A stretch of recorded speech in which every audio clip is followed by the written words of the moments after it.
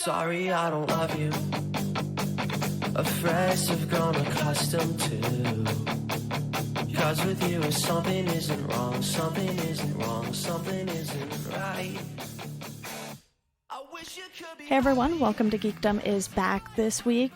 We have a new guest. We have Stephen Keslowitz on, and we are going to be discussing his book, You Better Call Saul, which that is the short title for it because I have not memorized the full title of the book. But before we dive in, I want to let you know that Loot Crate is sponsoring this episode. If you go to our link and type in the code BRIDGE10, you'll get 10% off. The link will be in the show notes, so you don't have to memorize it or anything like that. And now we are going to dive in. So, Stephen, how are you doing today? Good. Thanks for having me. Of course. And your book, You Better Call Saul, is a focus on Saul Goodman's character. So before we dive into the content of the book, I wanted to ask you, what made you first want to write books about TV shows? Right. That's a good question. So this is my fourth book, and my other books about The Simpsons and 24, and then there was another book that was not pop culture about my grandparents and the Holocaust. But, I tried to pick television shows that have meant something to me, and I think mean something to a lot of people, that have indelible characters, themes that we can all relate to and learn a lot from. So The World According to The Simpsons was the title of the first one. And, and just think about Simpsons and all the issues we've tackled over the years. I just thought it was interesting to kind of put that together into a book. That was my first one, and it all kind of started back in college, where I wrote about The Simpsons in a college paper. Then I wrote about The Simpsons in a college, a newspaper. And then I just expanded that into a book. And things went from there. An agent contacted me, and we sold it to a publisher. On Today's Show, and all Fox News and Associated Press, and got a lot of great things, and it's being used in college courses, and that kind of got me interested in writing more. So it all kind of started back with The Simpsons, and I thought it was an interesting way to learn about the world and to hopefully teach others in a way, and kind of started with that. Yeah, and for this book specifically, you opted to release it while Better Call Saul was still ongoing. What led to that decision? Were you just so excited about the character and his role in Breaking Bad and Better Call Saul that you didn't want to wait until Better Call Saul finished their run? It's a great question. So I put a lot of thought into, the timing of the release of the book. And I actually consulted with the actors and producers on the show, asked them what they thought about timing. And to a T, everybody I spoke to advised me to release it now, after the second season, and I thought it was a good sort of time to kind of take stock of where the character is. And if you read the book, I cover Breaking Bad in great detail also. Right. So it's kind of interesting because you're taking on two sides of this character, and there's obviously this, there are things that we don't know yet. But, I think that, given the popularity of the show, given that it's spread out for many seasons, and the timing of shooting those seasons is kind of slow, I didn't want to wait years for releasing it. And as you see the content, it's, I don't know, close to 400, 350, something like that. To write about two more seasons, I didn't want to have a book that was like 600 pages long. So there's a lot of content in those first 20 episodes. So. Right. And you can always opt to do, a follow-up to it, or just write articles on it or something too, as the seasons continue and the show starts to wrap up. Because for me, I wasn't anticipating a show like Better Call Saul to come out of Breaking Bad when I first watched Breaking Bad. But now that it's here, I just really love the idea of it, because there are a lot of different characters you probably could have plucked out of Breaking Bad to have a show revolve around, but to have it be Saul Goodman and to have it show how he's becoming Saul Goodman as opposed to being Jimmy McGill, and then having, Mike Ehrmantraut in there and Tuco and all of these other characters that are in the Breaking Bad world, but maybe not quite to the extent that we get to see in Better Call Saul. Right. No, absolutely. I think it was a very interesting character choice. And, in Breaking Bad, you don't think that character has too much depth. I describe him as kind of soulless in that show. And you see the depth and quality of the character in Better Call Saul. So it's actually fascinating. I'm an attorney, so it's fascinating to watch that development of someone who's in my field of practice, and then sort of going off the deep end, becoming so morally bankrupt when he started off as a decent, likable person who you root for. So yeah, great character choice. And just personally, I'm glad they chose an attorney. So.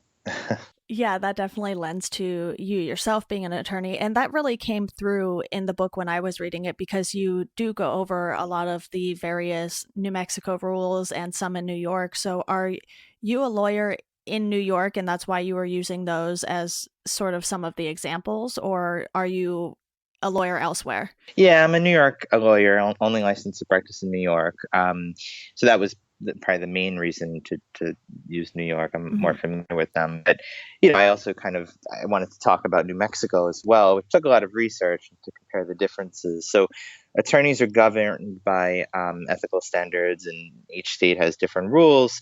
There is a model professional, a rules of professional conduct that a lot of states try to at least base their own rules on. So what I did, I sort of took those rules as like a model code, and then I looked at New York, New Mexico, and occasionally a few other states as well, and just kind of compared differences. So, you just look at the different actions that Jimmy, Kim, and Chuck and others in the show take, and occasionally there are some differences in how it would be treated under different rules. So I thought, that was part of the book, right? And as if you read it, when I actually started off thinking about writing a book, I thought the book would only be about legal issues on the show.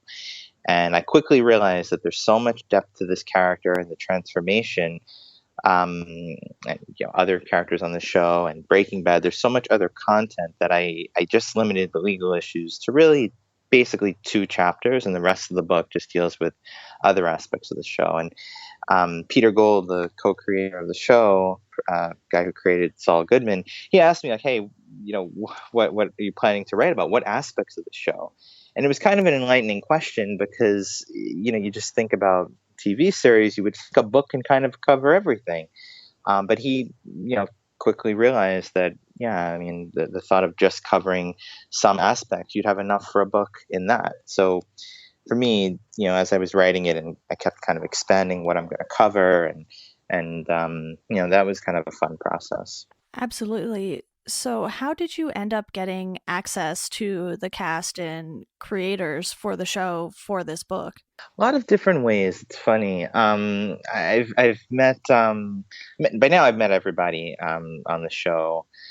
I think except for Gus Fring, Okay. but everybody else I've met, different ways. Actually, I contacted a couple of actors through Twitter, others through email, Facebook. I was invited out to the LA premiere of the Better Call Saul season 3. So I met Vince Gilligan there. He's just an incredible, humble guy. I sent the team copies of my book, and Vince Gilligan sent me this incredible letter, like saying great things about it, and he sent me the famous coins that they give to the crew who work on the show. So just an incredible group of people. I'm good friends with Patrick Fabian, Brandon Hampton. Go to lunch. We text after the shows. I just talked to Patrick yesterday, actually, and I've met Bob Odenkirk a few times. Also, just incredible, and got a picture of him holding the book, which was cool. But the feedback has been very, very warm, very welcoming, and it's really been fun to get to know the team. Yeah, one of the things I do want to dive into a little bit here too is your writing process once you've had the chance to talk to the crew, the creators, and the cast and everything like that. How did you start the book off? Because as someone who myself writes, I more so just write about entertainment for websites, but ideas for books have crossed my mind. It's just one of those daunting things where it's like, okay, where do you even start with this? Is there a right or wrong way to do this? So for you, what is your process like to sit down and start a book? That's a great question. For me, I thought of the idea on the subway on the way to work. I actually just started a new job, and this job is kind of less demanding than my other job. I used to work in a large law firm, so I knew I'd have some time to write. I thought, I've written about other TV shows, Simpsons, 24. What else is out there? I'm like, well, this new show, Better Call Saul, had just started. I'm like, it's about an attorney, a lot of legal issues. Let me start thinking about that. And then, when I kind of just sat down trying to think back to like, writing the first kind of couple of pages, I wanted to introduce this character. So I think in chapter one, I wrote about some scenes like, the Cinnabon and Gene kind of sitting in his living room and kind of taking stock of his life. And I thought there's a lot of imagery and symbolism there. So let me introduce the character. And I kind of wrote about that as like an intro and took, a couple of pages. And I'm like, this is going to be a lot of fun.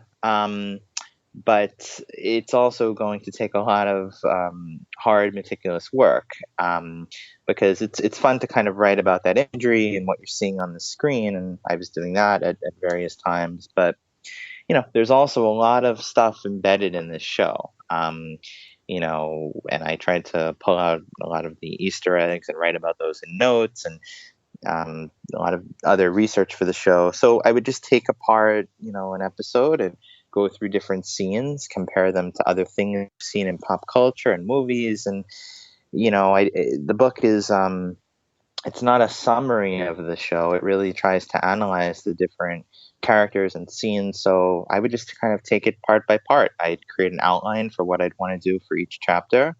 I'd keep revising that outline as I thought more about it. And, it kind of became like I initially had thought it'd be, I don't know, 8 or 9 chapters, and I had all sorts of different titles and ideas for them. I thought I'd have a different chapter per legal issue. And I realized, the way I kind of wanted to structure it was put the legal issues together, create separate chapters for each character, and then talk about some other issues, comparing them to other attorneys in pop culture, and is Better Call Saul a Shakespearean tragedy? Those are ideas that I kind of developed as after I put together the initial outline. I kind of just expanded on what I was thinking. So, and then in terms of just the writing process going forward, there were times I'd sit at a computer and write a few pages, and other times a week or two went by and I didn't write anything. And I didn't have any sort of set schedule. Keep rewatching the show, rewatch Breaking Bad, take notes, and kind of put it all together. So this one took a little over 2 years, by far the longest it took me to write a book. And I think that's because of the complicated nature of the show and all the research, and a lot of fun. Yeah, plus I imagine if you had gone with that initial idea of more so focusing the entire book on the law issues and everything, it certainly would have been a very different feeling book when you were reading it too. And, not everyone is excited about legal jargon or anything like that. So even if Yeah. people watch the show, they might watch it for reasons other than the law aspects. So I think what you have here with the finished product is actually a great balance for those readers who want to get into some of the law issues, but also just for, casual watchers of the show too. Thank you. I appreciate the feedback. That's exactly what I was going for. Working with agents and publishers over the years, you're always trying to toe that line, and determine, how do we, capture kind of a mainstream audience while staying sort of true to the original purpose. And, with this book, it was interesting because, as I said before, the purpose kind of changed from start to beginning. And, an outsider would say, hey, how can you write a book just about 20 episodes? But there's so much content within those. And again, because it's not a summary book, I'm really commenting on different things that we're seeing. So, Saul's TV ads. I have basically a chapter on attorney advertising and how his ads reflect different rules and how they violate rules and things like that. And I think that is, you don't need to be an attorney to kind of hopefully enjoy that. It's, we're watching similar lawyer advertisements on our TV screens, and I think we're reminded of Saul. And I think that a lot of the legal aspects of the show are just very, I think, popular in the mainstream as well. And I tried to comment on all of that. So I appreciate that feedback. That was the balance I was going for. Yeah, and you also pick very specific moments to discuss from the episodes, and one of the big ones was when the Kettlemans took some money and then they were just hiding out, making it sort of look like they had been kidnapped. What led you to pick the specific moments to discuss that you did? Because I feel like the Kettlemans are a very important part of, you know, those few episodes that they're in, and then you sort of forget about them for a bit. But as soon as I read this section on the Kettlemans, I was like, oh yeah, I remember this so vividly now. And I feel like Better Call Saul sort of just generally has that effect where so many things, like you said, will happen. Sometimes you'll forget about some, but it's like as soon as it's brought up again, you instantly go back to that moment and you have this vivid recollection of it. Absolutely. So the Kettlemans, to reveal some more writing details, that was the last section I wrote. And the reason was I was kind of saving the hardest part for the end. And the reason the Kettleman situation was so difficult and fun to write about was because, as an attorney, I was sort of issue spotting all of these little things that kept happening. They're switching attorneys between Jimmy and Kim. They're hiding money. Jimmy knows about it and is not, he warns them about Nacho's threats, and all of these different things kept coming into play.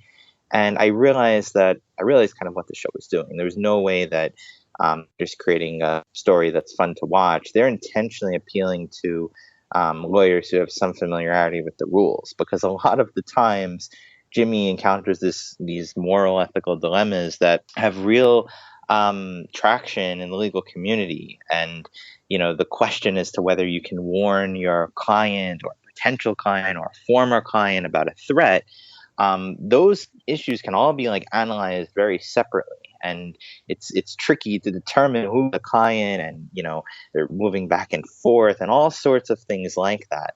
So I knew the Kettlemans were going to be an important part of the book to write about. And it was challenging and fun. And I spoke to the writers of the show about this and said, "You guys are intentionally doing this." And of course, they kind of admitted it. They run the show by lawyers, and it's a show that is deep in a lot of ways. And if you're not an attorney and you sort of gloss over some of that, that's fine too. It's kind of fun to watch this quirky couple with their messy legal problems. I think if you look at it from a legal perspective, there's this other layer to it, and I tried to present all that in the book. I tried to kind of go through the different actions that they took, their interactions with Jimmy and Kim, and what it all means. And I think it was interesting. You see Jimmy struggling to build, maintain an identity, trying to be a decent person, kind of has these demons he's fighting against. And the Kettlemans are kind of this perfect couple that comes in. They're perfect in the sense of they force him to make so many different little decisions that arguably can come to define him later on. So it was a fun part to write about. Yeah, and I certainly want to dive into a little more of the content of the book. Before I do so, though, I want to pause here real quick for a sponsor break and let all of our listeners know a little more about Loot Crate. As I mentioned at the top of the show, Bridge10 is the promo code for 10% off, and that is at trylootcrate.com/geekdompod. Like I said, it'll be in the show notes, so you don't have to memorize that link or anything. But what Loot Crate offers is a monthly box where you just get a ton of geek gear. Basically, you have licensed gear, apparel, collectibles, you get one-of-a-kind items, and they definitely hit on all of the pop culture fronts. You won't find the same thing in a box later on down the road. You'll have one box that has some Batman stuff in it, some Teenage Mutant Ninja Turtle stuff, Jessica Jones stuff, and they really just do a great job with making sure they get a lot of variety with each box that they bring to your doorstep. And you have until the 19th at 9 p.m. Pacific time to subscribe and receive that month's crate, and you will have just enough time, maybe. This episode is going up on the 19th, so you'd have to act fast to get the December box, but there are always going to be plenty of 2018 boxes for you to check out and subscribe. Again, that link is patreon.com/geekdompod, code bridge10. It'll be all in the show notes, so you don't have to worry about writing that down or anything. But now we're going to go back to the conversation with Stephen. And Stephen, one of the main things I wanted to discuss here was the fact that both Jimmy and Kim bend the rules a bit. Sure. And you have Jimmy, who does so more than anyone else on the show, and he seems to have way more of a moral flexibility, I guess you could say, whereas Kim truly seems to be a better person than Jimmy is, even if Jimmy does most of what he does for the right reasons. And what do you think about the contrast there between what viewers think when Jimmy is bending these rules and when Kim is doing the same thing, but for probably a different reason? Right. I think, Kim seems to bend the rules, and she kind of seems to get a high off of it, and she kind of doesn't when she's with Jimmy. And I don't know how seriously she actually takes it. I think, she kind of, she makes the point in one episode that, you can't just live on doing this. And I think Jimmy's reaction to that is, oh, yeah, of course, you're right, you're right. But to Jimmy, scheming and sort of, having that moral flexibility it's another pathway that he could take in life. And we see his interactions previously with Marco. This was the life he was living. And he got by that way. And it's not something that Kim, I don't think, ever seriously entertained. I think, continuing to learn more about her, but, she lived a fairly straight life. And I think these little incursions with Jimmy are kind of, she gets this high off them. They're sort of sidebars. To Jimmy, though, obviously, this because he becomes Saul Goodman, he sort of pursues this almost on a professional level. He's a professional mischief maker, and he can bend the rules in a way to kind of create a career out of it. So both the content of their actions and the seriousness which they adhere to them and follow them, I think Jimmy has the upper edge. This is a something that Jimmy is sort of very sort of faithful to often doing the wrong thing, and sort of sliding down that path even more. That being said, I one thing I did in the book, I tried to expose some hypocrisy of Kim, because she was on board with Jimmy, doing certain things, lying to cops, making up stories. But then when he actual forged evidence, she made a sort of a sharp line in the sand. And I think that I questioned some of her lines in the sand. So it's an interesting dynamic, and it'll be fascinating to see what happens with their relationship. Yeah, I think with Kim, she's willing to entertain Jimmy with some of these things, but it really feels like she has a slightly better moral compass than Jimmy does, because she's, doing this work and she really wants to be great at her job, whereas Jimmy sort of just wants to prove Chuck wrong the entire time. Yeah, that's an interesting perspective. So you're saying that Jimmy's his sole motivation, or one of his main motivations, is simply proving Chuck wrong. That's interesting. I think that's a valid way of looking at it. I think he's certainly out there to impress his brother, and I think that there's a very detrimental effect that his brother has on Jimmy's psyche. But yeah, and I think you're absolutely right. They're coming at it from very different perspectives, and that's why I think their relationship has a very interesting dynamic. Yeah, there's certainly that push and pull between the two of them, because even Jimmy has this sort of effect that can cause Chuck to go into a downward spiral, and we certainly see that. I would say probably more so in season 3, but you start to see it early on in the show too. Yeah, no, absolutely. And I think, just since you mentioned Chuck, to me, the show, if you had to boil down the show in a few words, it might be the dynamic between the two brothers, and how they view the law, how they view the world.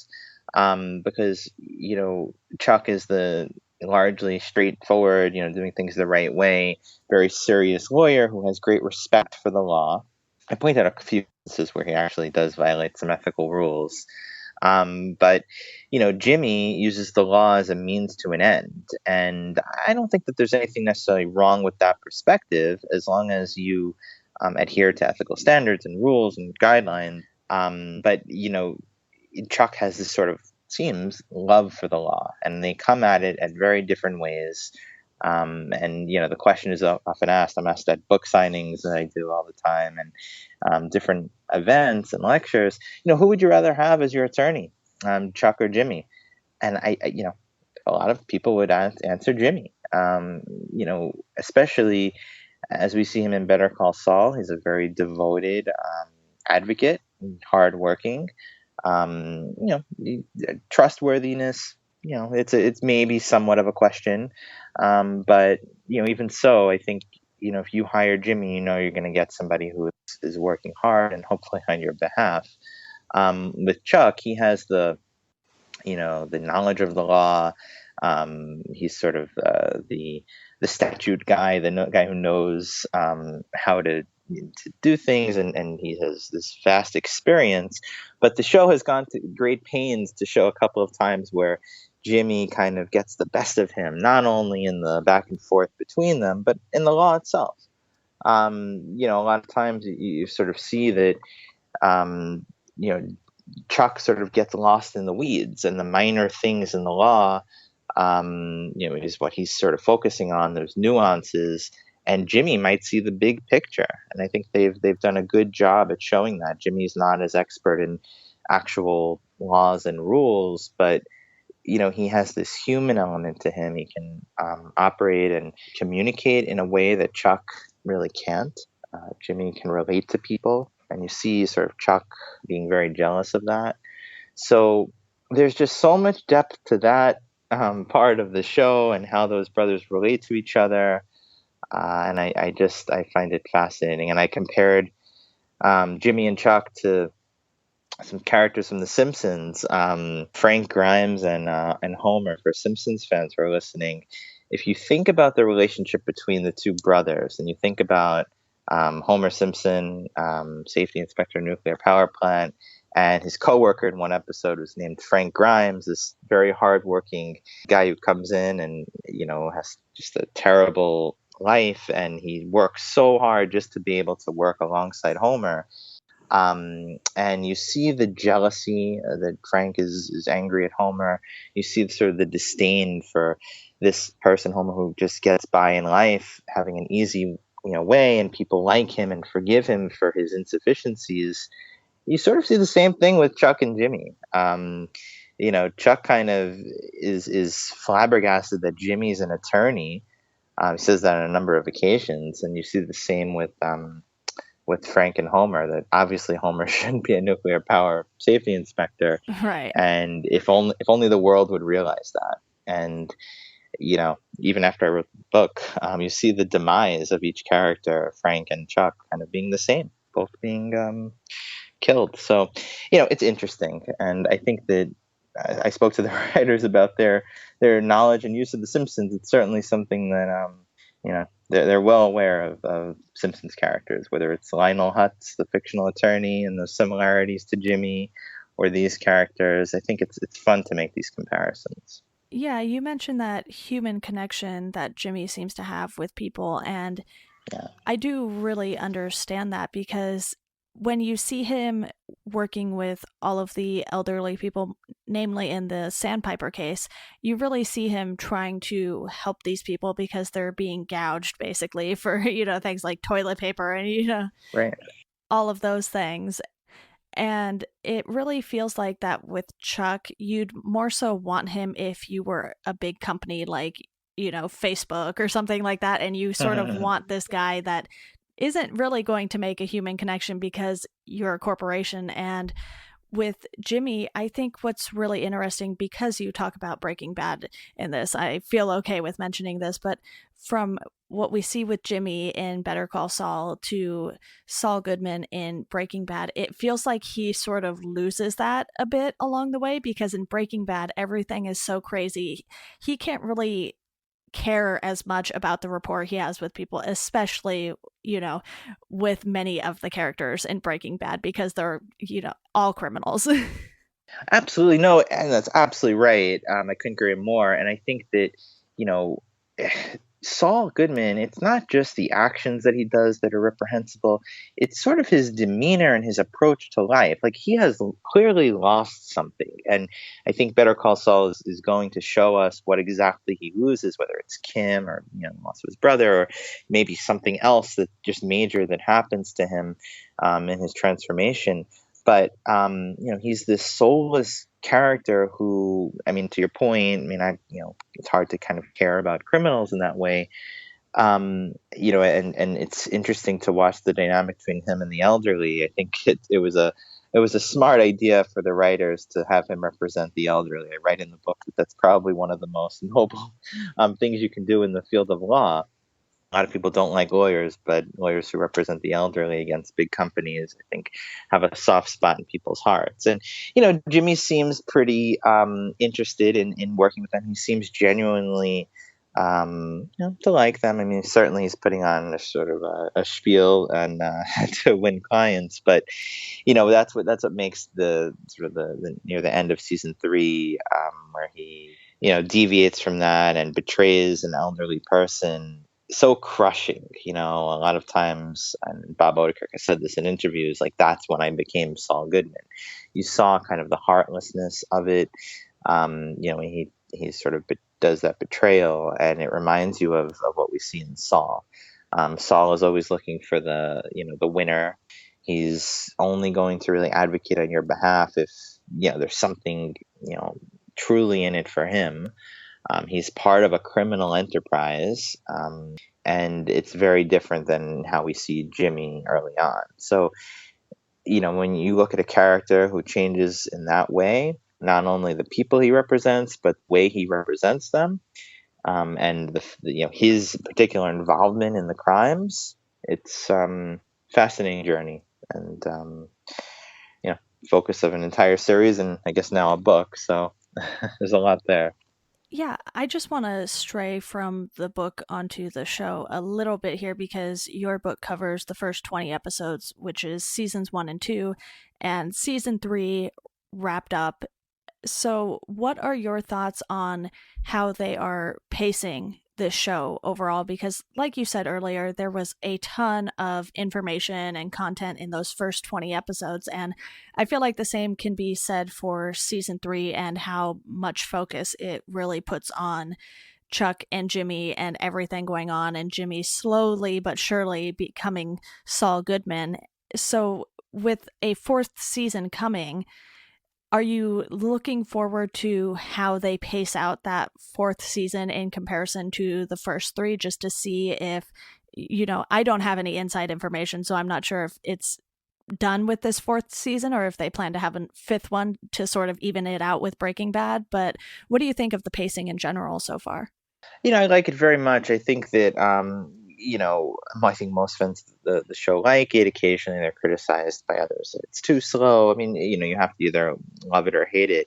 I think that I agree with you. Season 3 kind of continued on that type of a pace. It was interesting for me. I'd already written the book, and a lot of the issues, like the rules and regulations that were being discussed in Chuck's trial, were actually ones I talked about. So it was kind of rewarding in that way, that I was kind of on the same page with the writers in terms of the direction and the actual issues, which was fun. But now with I guess the spoiler, but with Chuck most likely dying in that house, it's going to be very interesting to see his involvement, whether through flashbacks or what they're going to do, because a fundamental component of the show was that relationship, and it calls into question, what is HHM's role going forward? Is it, what sort of relationship or connection does Jimmy actually have with them? So I think there's going to be a lot of questions, a lot of creativity need from this excellent writing team. But my guess would be that it continues on a similar type of a pace. It's not the type of show that has like this crazy cliffhanger that, the story sort of has these twists and turns and reversals and things moving very quickly. It's sort of a methodical, show that just it's really based on character development, and I think characters develop at a different paces. But I think if they've set the stage, and we kind of learn these characters, it's hard to think that all of a sudden Kim is going to be entirely different or Jimmy will be entirely different. It's going to take things, probably continually, gradual things that make that change happen. So I think it'll probably continue in the same or similar way, but we'll have to see. Yeah, plus it'll be interesting to see how everything with Chuck ultimately ends up affecting Jimmy, who is pretty much at this point, we might as well just call him Saul because he's already, doing those funny little commercials and everything and trying to get clients maybe not in the most savory of ways. So Sure. you have this character development with Jimmy becoming Saul, but then you also have this other major event going on with Chuck. And I feel like, things might get a little more intense with this coming season because you see how different Breaking Bad is. The show had quite a bit more action in it simply because of the fact you're dealing a lot more with the drug making and the drug dealers and these sorts of more dangerous things than what Jimmy has been getting into with his problems. Oh, definitely. Yeah, no, it's the pace of both of those shows is very different. I think that it's natural to expect that the intensity of the show will pick up because there's more to build on. I think as we follow the relationship between the characters, and the more things that happen between them, emotions will kind of run high, and you can expect. I think certainly not a slowdown.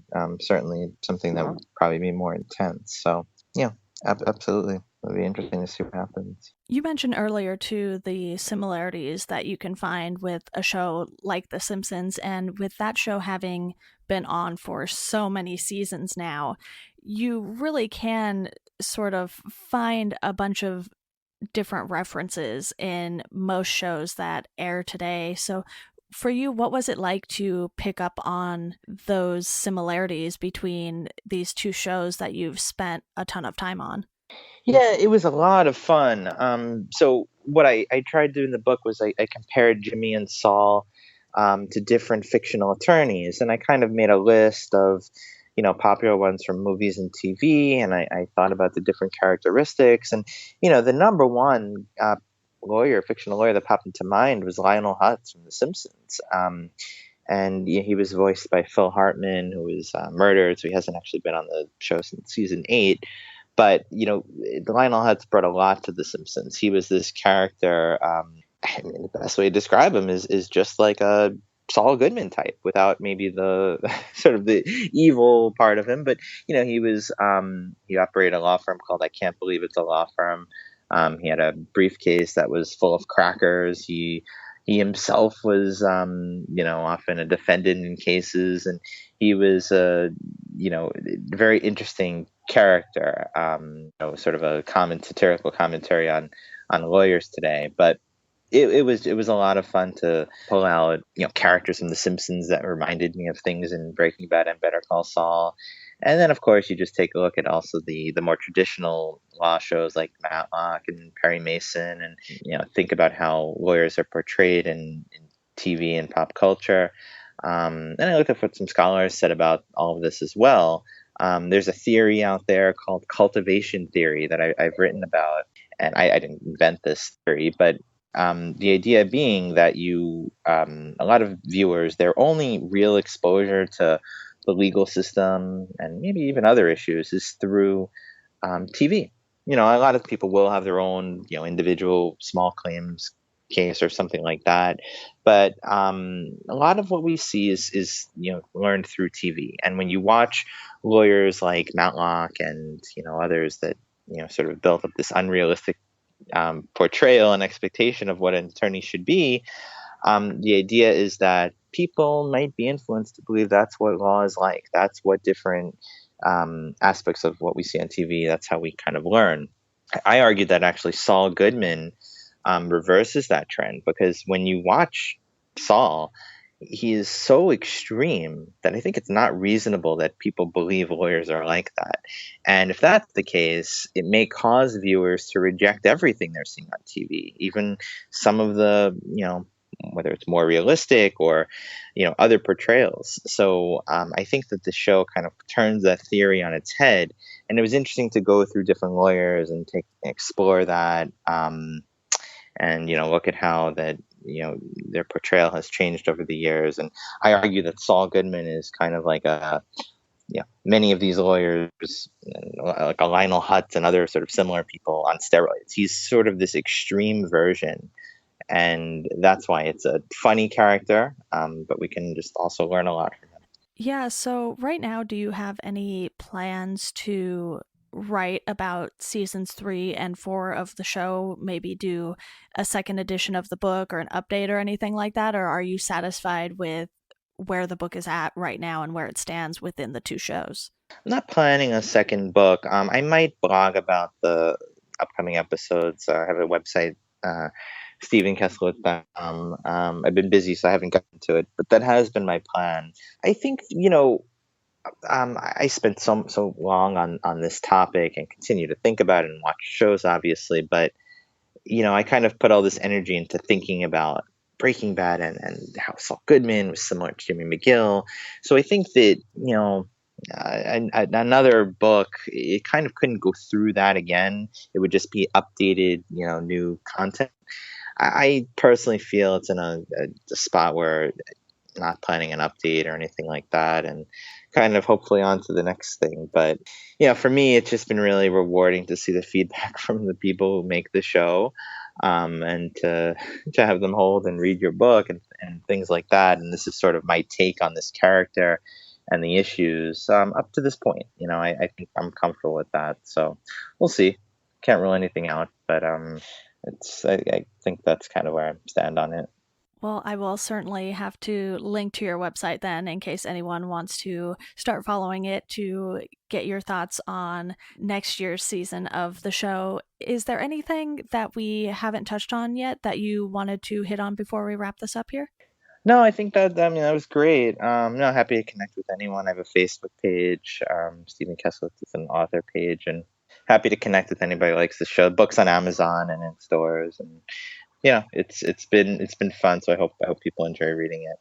Yeah, I certainly had a fun time going through it because I actually had recently read Breaking Bad 101 by Alan Sepinwall. So I was sort of already in that sort of groove with the Breaking Bad and Better Call Saul content. So, it was perfect timing for me, basically. And I just want to thank you so much for coming on the podcast. This was definitely great to get to talk to you about your writing process and your thoughts behind the show and how this book came to life. Great. No, I really appreciate it. Great talking to you, and thank you very much. Of course. And to our listeners, as always, thank you for listening, and we hope you enjoy the rest of your day.